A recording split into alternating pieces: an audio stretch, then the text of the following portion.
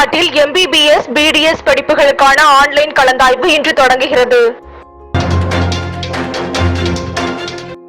Paris Olympic போட்டியில் பங்கேற்ற வீரர் வீராங்கனைகளை சீன அதிபர் ஜி ஜின்பிங் நேரில் சந்தித்து பாராட்டினார். சென்னையில் முதலமைச்சர் மு.க. ஸ்டாலின் தலைமையில் இன்று தமிழ்நாடு முதலீட்டு மாநாடு 2024 நடைபெறுகிறது. முடிவுற்ற 19 புதிய திட்டங்களை முதலீட்டு மாநாட்டில் முதலமைச்சர் ஸ்டாலின் தொடங்கி வைக்கிறார்.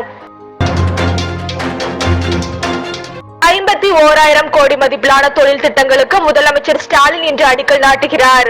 புதிய தொழில் திட்டங்கள் மூலம் 1 லட்சம் பேருக்கு வேலை வாய்ப்பு கிடைக்கும் என அமைச்சர் TRB ராஜா தெரிவித்துள்ளார்.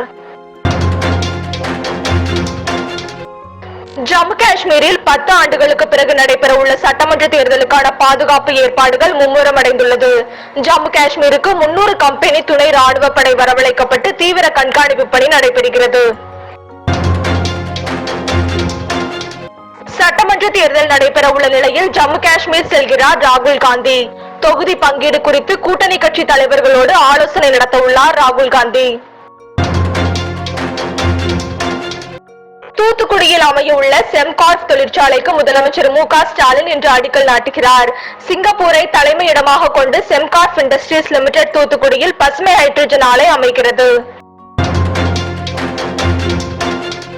திருவண்ணாமலை ஆரணி கமண்டலநாக நதியாற்றில் வெள்ளம் பெருக்கெடுத்து ஓடுகிறது.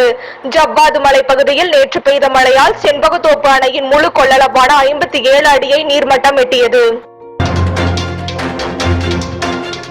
நியாய விலை கடைகளுக்கு ஜன் போஷன் கேந்திராஸ் என்ற பெயர் மாற்றம் ஒன்றிய அரசு திட்டமிட்டுள்ளது. நெல்லை மாவட்டம் திருக்குறுங்குடி திருமலை நம்பி கோயிலுக்கு பக்தர்கள் செல்வதற்கு வனத்துறையினர் தடை விதித்துள்ளனர். திருமலை நம்பி ஆற்றில் அதிக நீர்வரத்து காரணமாக குளிப்பதற்கும் கோவிலுக்கு செல்லவும் தடை விதிக்கப்பட்டுள்ளது.